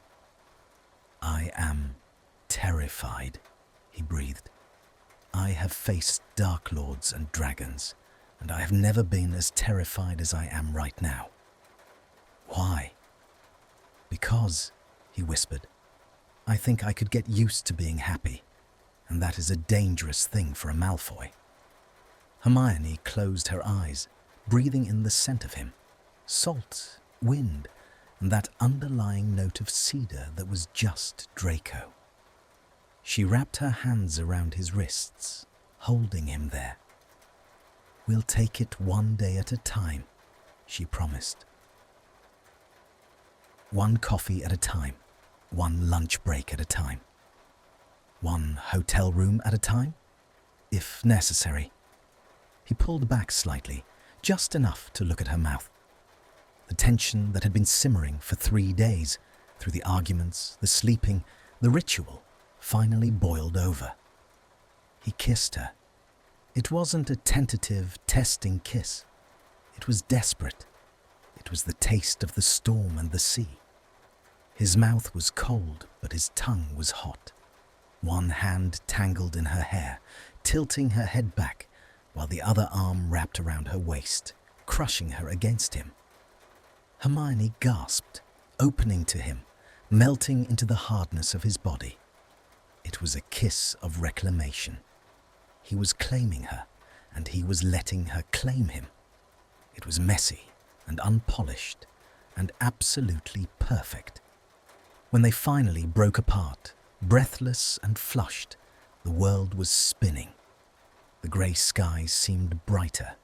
The roar of the oceans sounded like applause. Draco rested his forehead against hers again, his breathing ragged. Okay, he said. Okay. Okay? We go back. We deal with the ministry. We deal with the press. We deal with Potter. He paused, brushing his thumb over her swollen lip. But tonight, you're coming to my flat. Hermione blinked. Your flat? It has high wards, he said quickly, the insecurity flickering back. And a guest room, or a main bedroom, and the wine is better. Is that a proposition, unspeakable Malfoy? It's a negotiation strategy, unspeakable Granger. I'm trying to secure my assets. Hermione laughed, a bright, free sound that the wind carried up the cliffs.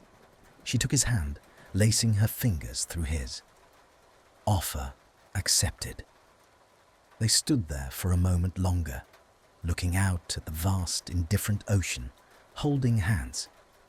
The fear was still there. The reality of their complicated lives waited for them across the channel, but it was no longer paralyzing. They were a team now. Come on, Draco said, checking his pocket watch. The port key activates in 40 minutes. And I refuse to leave my favorite cologne behind in that hotel room. They turned and walked back up the cliff path. They walked close enough that their shoulders brushed with every step. 2 dark figures against the grey landscape, heading toward the end of one story and the terrifying, wonderful beginning of another. The transition was violent. One moment they were standing in the wind-swept hallway of the Auberge des Ombres, the scent of salt and lavender heavy in the air. The next, the rusted iron key in Draco's hand jerked behind his navel, and the world twisted into a kaleidoscope of colour and sound. They landed hard on the polished dark wood of the Ministry atrium's arrival point. The silence of the French coast was instantly replaced by the low subterranean hum of the Ministry of Magic. Even at this hour, past 6 in the evening, the air tasted of bureaucracy, stale coffee, and the metallic tang of the flu network. Hermione stumbled as her boots hit the floor, her equilibrium still adjusting to the sudden shift in gravity. A hand shot out, gripping her elbow to steady her. Steady, Draco murmured. Hermione looked up. The soft, wind-blown man on the beach was gone. In the harsh, artificial light of the atrium, Draco Malfoy had reassembled himself. His spine was rigid, his chin lifted, his expression wiped clean of the vulnerability he had worn for the last 3 days. He was once again the scion of the House of Malfoy, standing in a building that had once hunted him. But his hand on her arm didn't let go. His thumb pressed into the wool of her sleeve, a silent, frantic anchor. "Welcome back to reality," he said, his voice low and devoid of humour. Hermione looked around. The golden statues of the Fountain of Magical Brethren gleamed under the enchanted lights. A few late-working officials hurried past, clutching memos. One of them, a wizard from the Department of Magical Transport, glanced at them, his eyes widening as he recognized the pair. Draco Malfoy and Hermione Granger, together, dishevelled. Hermione felt the weight of the gaze physically. This was what Draco had warned her about. The context, the history. Here, they weren't just two people. They were political symbols on opposite sides of a war that had supposedly ended. "Let's go," Draco said, his grip tightening slightly. "The report can wait until morning.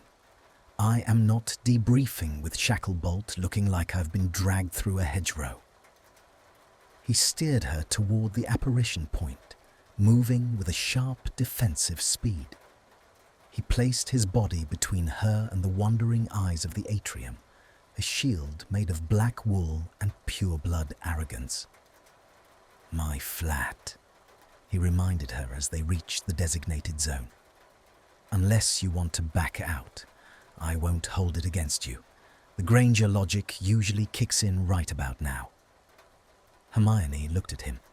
She saw the tension in his jaw, the way he was bracing himself for rejection. He expected her to run. He expected the reality of London to break the spell. "I'm not backing out," she said firmly. "I told you, Malfoy.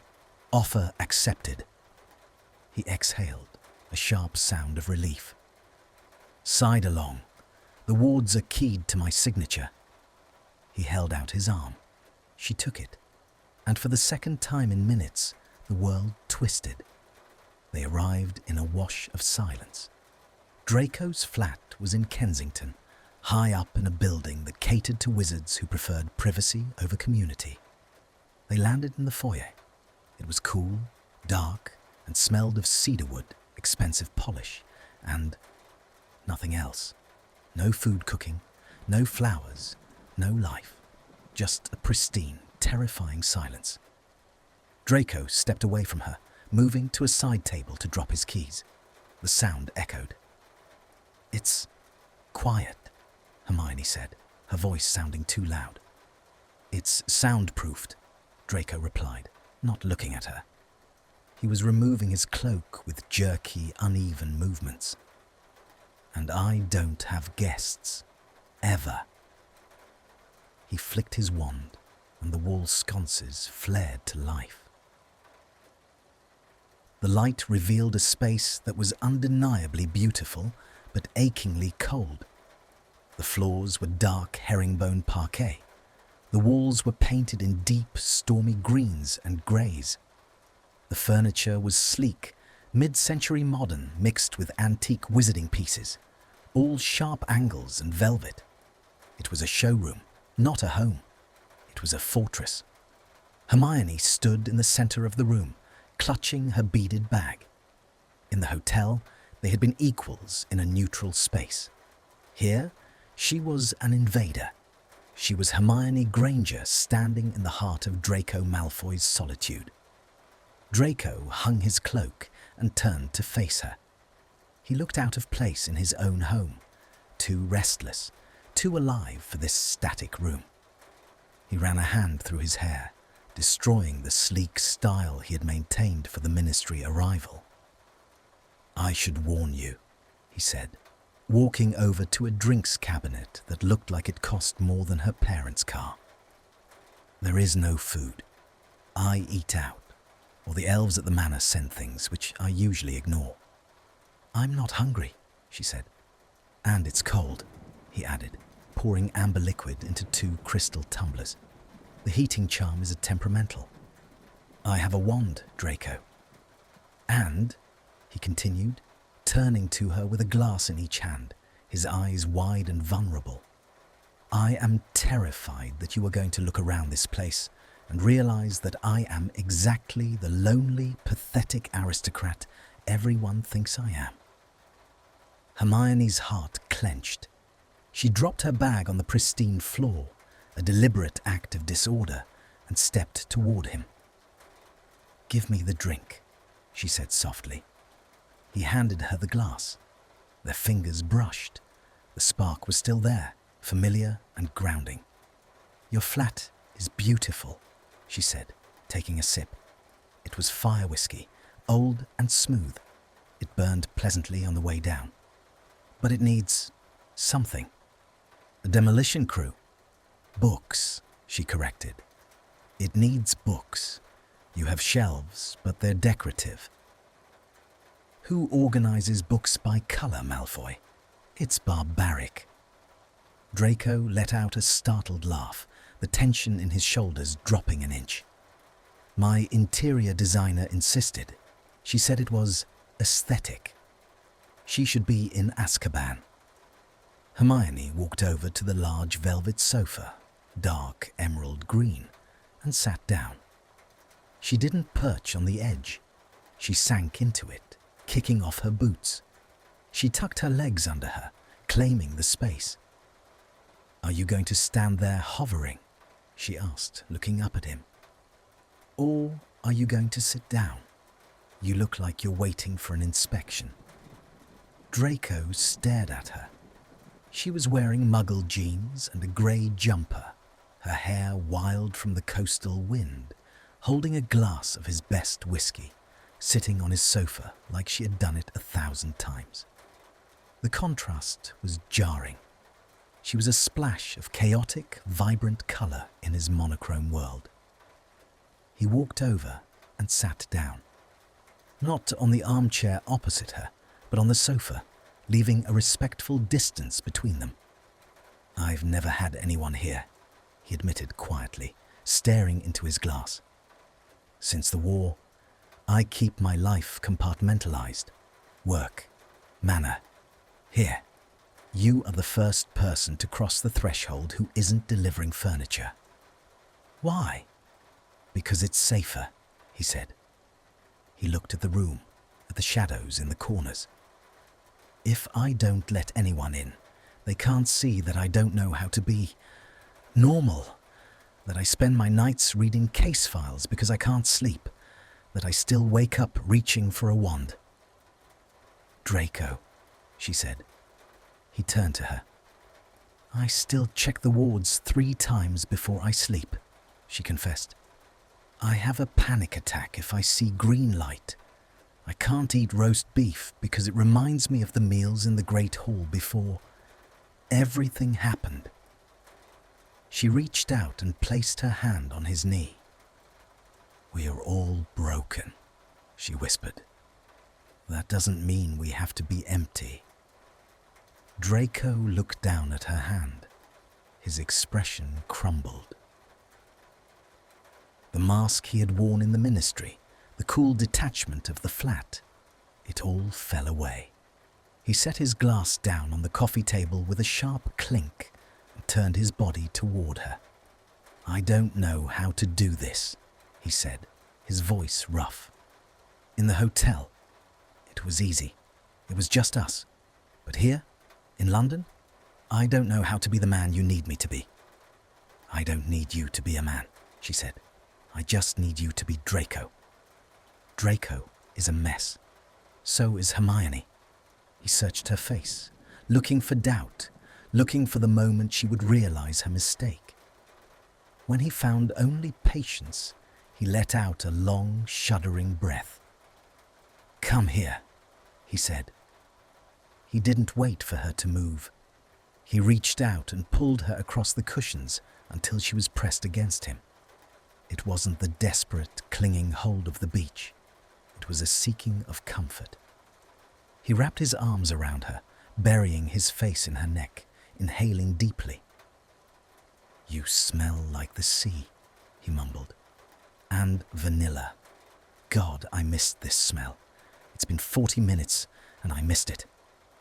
Hermione laughed softly, wrapping her arms around his neck, her fingers threading through his hair. "I'm right here." "Stay," he whispered against her skin. "I'm not going anywhere."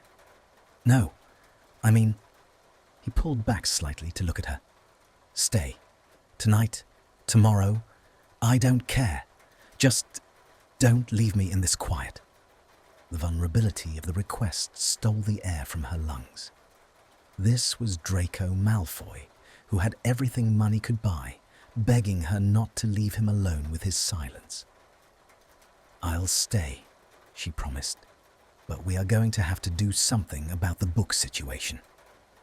A small, genuine smile touched his lips. "I'll buy you a library. I'll buy you Flourish and Blots if you want. Just a bookshelf that isn't color-coded will suffice." She leaned in and kissed him.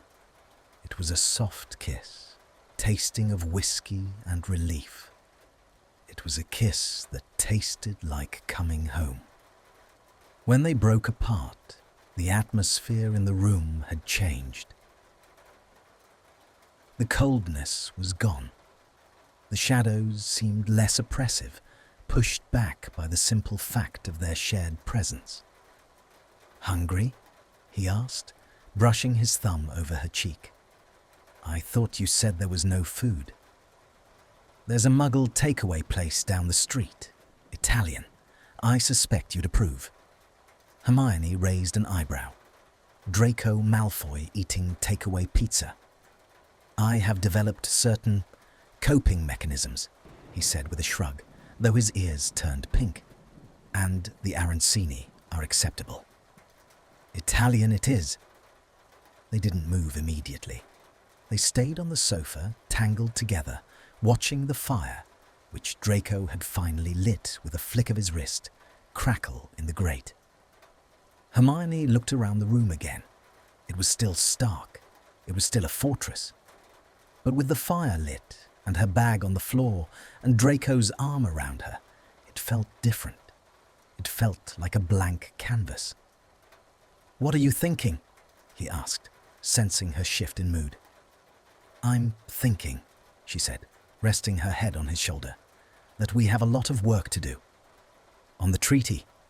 "On this place," she said, "and on us." Draco tightened his hold on her. "I'm a difficult project, Granger. High maintenance, structural damage." "I like a challenge," she murmured, closing her eyes. "Besides, I fixed the leaking roof in my cottage last year. I'm good at restoration." "You fixed a roof?" "Muggle tools. It took a week." Draco chuckled, the sound vibrating in his chest. "You are absurd. Wonderful, but absurd." He kissed the top of her head. "Hermione."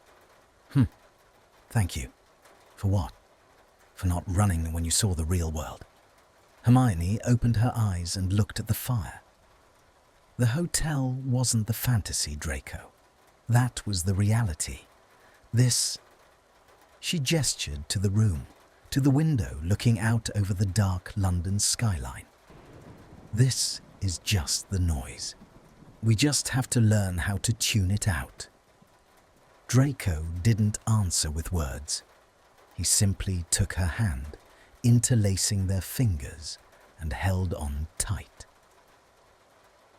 Outside, the London rain began to fall, tapping against the glass. It was a cold, grey rain, typical of the city. But inside, on the velvet sofa, surrounded by the ghosts of their pasts, there was warmth. Draco summoned a blanket from the bedroom, a soft, grey cashmere thing, and draped it over them. He flicked his wand again, and a slow, haunting jazz record began to play from a gramophone in the corner. "Better?" he asked. "Much better," she said. They sat in the quiet, listening to the music and the rain. There was no urgency to undress, no frantic need to consummate the relationship. They had done the hardest thing already. They had let each other in. Hermione watched the shadows dance on the ceiling and realized that for the first time since the war ended, she wasn't planning her next move. She wasn't thinking about the next law to pass or the next battle to fight. She was just existing, and she was happy. Draco, yes, tomorrow is Wednesday. I am aware. We have to go to the ministry. We have to walk in there. Together? He asked, the hesitation returning. Hermione squeezed his hand. Together. Let them stare. Let them whisper. I don't care. Draco turned his head and kissed her temple. Then let them stare. I'll just hex anyone who looks at you the wrong way. Draco. Fine. I'll glare at them. Severely. Hermione smiled. Deal. She drifted into a light doze, safe in the circle of his arms, knowing that the morning would bring challenges. But tonight, she was exactly where she was supposed to be. The hotel room had been a necessity. The flat was a choice. And it was the best choice she had ever made. The sun over London did not rise. It unveiled itself slowly, a pale, hesitant gold, filtering through the smog and the rain clouds. It was a stark contrast to the wild, elemental mornings of the French coast. But as Hermione opened her eyes, she found she preferred it. She was alone in the bed. The sheets, charcoal grey silk, cool against her skin, were rumpled on the other side. For a heartbeat, the old reflex of panic flared. He left. He panicked. It was a mistake. But then she heard it, the clinking of ceramic, the low hum of a boiling kettle, and the soft, shuffling sound of slippered feet on parquet flooring. Hermione sat up, stretching her arms above her head. Her body felt different. The tension that had held her spine rigid for 5 years, the soldier's posture she had never quite shed, had softened. She felt loose, rested, and terrifyingly exposed. She swung her legs out of bed and grabbed the shirt Draco had lent her the night before. It hung to her knees, smelling of cedar and expensive laundry detergent. She didn't button it fully. She padded barefoot out of the bedroom and down the short hallway to the open-plan living area. Draco was standing by the kitchen island. He was dressed in black trousers and a white shirt, sleeves rolled up to his elbows, but he hadn't put on his tie yet. He was staring at the coffee machine with the intensity of an utter perfectionist, timing the extraction. He looked up as she entered. His face was pale in the morning light, lines of exhaustion still etched around his eyes. But when he saw her, his expression shifted. It wasn't a smile exactly. It was a softening, a relaxing of the jaw, a look that said, "You're still here." "I made toast," he said, gesturing to a plate where 2 slices of sourdough sat perfectly browned. "It's the extent of my culinary prowess before 8 a.m. If you want eggs, you'll have to charm the skillet yourself." Hermione walked over, leaning her hip against the marble counter. "Toast is fine. I'm a simple woman, Malfoy." "You are the most complicated woman I have ever met," he corrected, sliding a mug of coffee toward her. "But you drink your coffee black, which is a redeeming quality." She took the mug, wrapping both hands around it. The warmth seeped into her palms. "Did you sleep?" "A few hours," he admitted. He picked up his own cup, leaning back against the counter, mirroring her posture. "I spent the rest of the time staring at the ceiling, wondering if I was hallucinating." And you were snoring, which provided a comforting level of realism." Hermione rolled her eyes, taking a sip of the coffee. It was perfect, strong, dark and smooth. I'm going to hex you. I look forward to it. They stood there in the quiet kitchen, drinking coffee while the city woke up below them. It was a mundane moment, the kind shared by millions of couples across London. But for them, it was revolutionary. It was the absence of drama. It was the absence of war. I did something, Draco said suddenly. He set his mug down and turned, looking toward the living room area. Oh no. Did you color-code another bookshelf? Quite the opposite. He walked over to the massive built-in shelving unit that dominated the far wall. Yesterday, it had been a pristine display of decorative spines arranged by shade. Today, the third shelf from the bottom was empty. Completely empty. Draco stood in front of it, hands in his pockets, looking uncharacteristically shy. I cleared it. I moved the Encyclopedia of Dark Arts to the storage closet. It was depressing anyway. Hermione stared at the empty shelf. It was just wood. It was just a gap in a bookcase. But she knew what it was. It was territory. It was space. It was an invitation to bring her clutter, her books, her life, and put it here, in his fortress. She walked over to him, her throat tight. One shelf? For now, he said, looking at her sideways. If you fill it, we can negotiate for a second. I'm a hard bargainer, Granger. I know, she whispered. She reached out and took his hand. Thank you. He squeezed her fingers, his thumb running over her knuckles. We have to get ready. The ministry expects us at 9. The bubble of domesticity didn't burst, but it thinned. The reality of the day rushed in. The report, the debriefing, the stares. Getting ready was a somber affair. They retreated to separate spaces. Hermione to the guest bathroom to shower and change into the fresh robes she had transfigured from her travel clothes. Draco to his bedroom. When they emerged, the armor was back on. Draco wore his black, unspeakable robes, tailored to perfection, the silver clasp at his throat gleaming.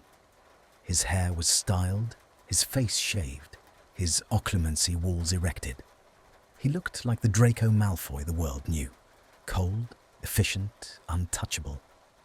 But then he looked at her, and the walls shimmered. You look... He paused, searching for the word. Formidable. I feel nauseous, she admitted, smoothing the front of her robes. Good. That keeps you sharp. He walked over to the table where his wand lay. He picked it up, weighing it in his hand, then slipped it into his sleeve. Ready to face the lions? I am a lion, Draco. True. Ready to face the snakes, then? I'm looking at one, she teased gently. I'm a retired snake, he murmured, moving to the door. Defanged and domesticated. He held the door open for her. This was the threshold. Inside was the safe haven of the flat. Outside was the world.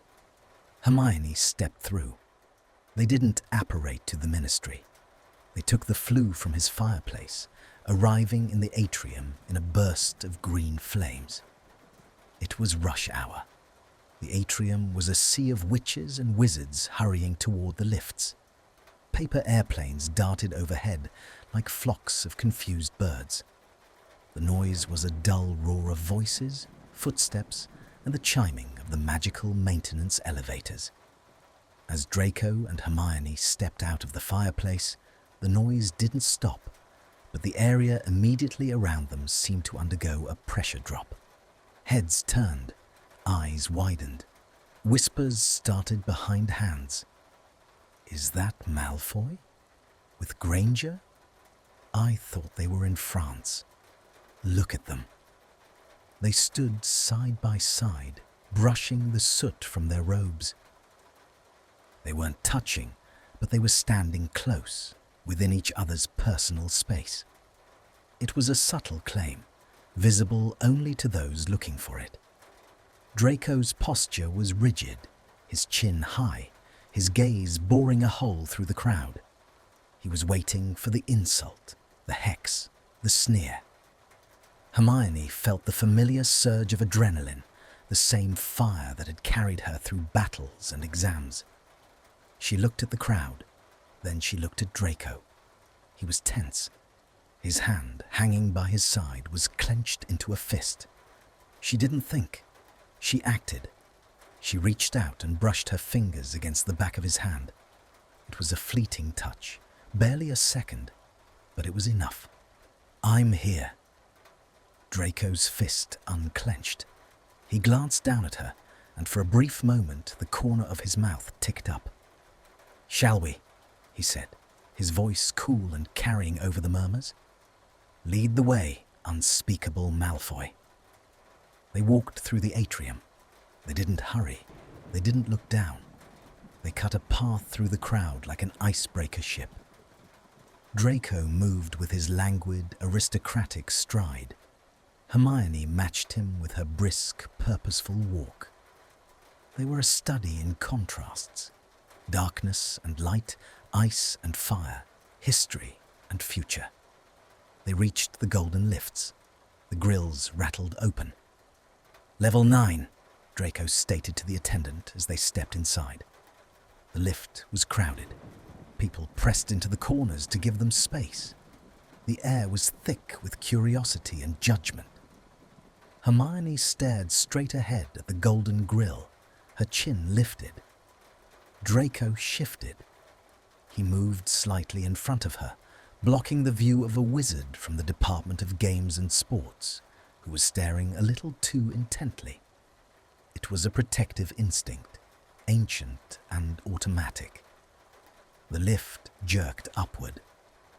"The report," Hermione said, her voice calm and conversational, breaking the stifling silence of the lift. "Do you want to present the arithmancy data, or shall I?" The other occupants of the lift seemed to hold their breath. Draco looked down at her, ignoring the audience. "You do the arithmancy. If I have to explain the ley line resonance one more time, I might accidentally curse the minister." "Fine, but you're explaining the budget overspend on the wine." "That was a diplomatic necessity," he drawled. The lift dinged. Level 9, Department of Mysteries. The doors opened. The cool, blue-lit corridor of their department stretched out before them. It was quiet here.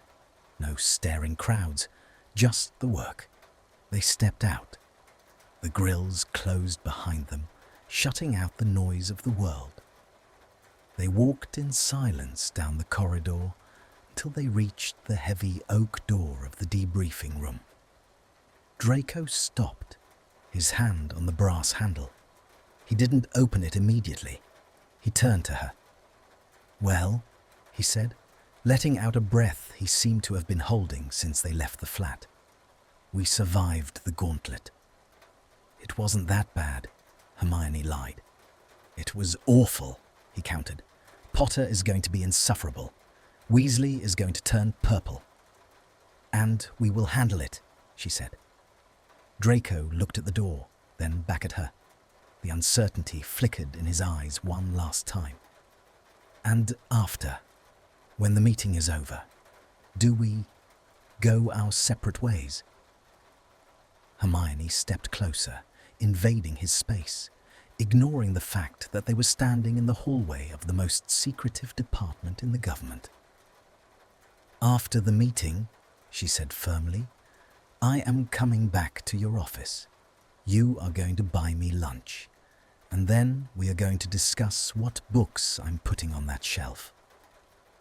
Draco stared at her. The tension drained out of him, replaced by a look of profound, quiet wonder. It was the look of a man who had spent his life expecting the other shoe to drop, only to realize that the floor was solid. "Lunch," he repeated. "I know a place. Terrible service. Excellent salads." "Perfect." He leaned down. For a second, she thought he might kiss her right there in the corridor, but he stopped inches from her ear. "Thank you, Hermione," he whispered. "For the room, for the beach, for the shelf." "You're welcome, Draco." He pulled back, a smirk finally touching his lips. The real one, the one that reached his eyes. "Right then, let's go tell the minister how we saved the coast and didn't kill each other." He pushed the door open. Bright light spilled out from the office, blinding them for a moment. Hermione didn't flinch. She stepped into the light, her head high, and as she crossed the threshold, she felt a brush of fingers against her palm. It was quick, hidden by the folds of their robes, but it was there, a promise. They weren't just colleagues anymore. They weren't just survivors. They were partners. The door clicked shut behind them, sealing the silence. The mission was over. The report was filed. But as Hermione sat down next to Draco Malfoy and watched him uncork his inkwell with steady hands, she knew the real story. The one without maps or treaties or wars was just beginning. And for the first time in a long time, it felt like a story with a happy ending. I really loved writing this story. It feels very special because it's so quiet. It is not about magic battles or big fights. It is about two tired people finding a home in each other. I like how Draco changes. At the start, he is cold and wears a mask, but slowly, because of the small hotel room and Hermione's kindness, he becomes soft. He realizes he does not have to be alone. Hermione is strong, but she also needs someone to hold her. The best part for me in this ending. It is easy to be happy in a secret hotel, but it's hard in the real world. When they go back to London, they choose to stay together. The moment with the empty bookshelf is my favorite. It is a small thing, but it means a lot. It means Draco is finally making space for her in his life. It is a very sweet, cozy, and hopeful story about trust.